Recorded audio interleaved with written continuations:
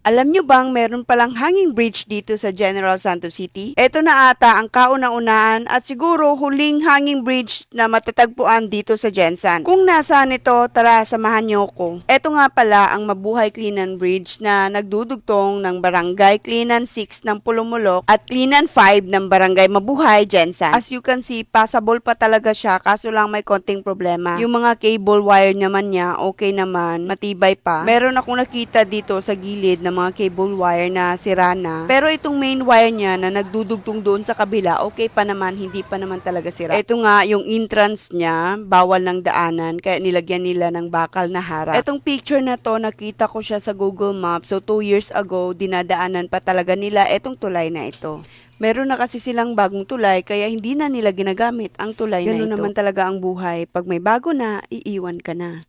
Tulad na lang ng tulay na ito na hinayaan na lang mabulok dahil hindi na kailangan. Hindi dahil wala ng pakinabang, kundi hindi na talaga nila ito kailangan. So, sayang, pwede sanang maging tourist spot. Tulad ng mga estudyanteng ito na ginawa nilang tambayan ang lugar na ito. Meron pa nga akong nakitang nagdi-date dito.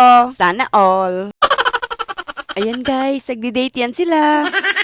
So guys, eto nga ang dahilan kung bakit hindi na madaanan ang hanging bridge na ito.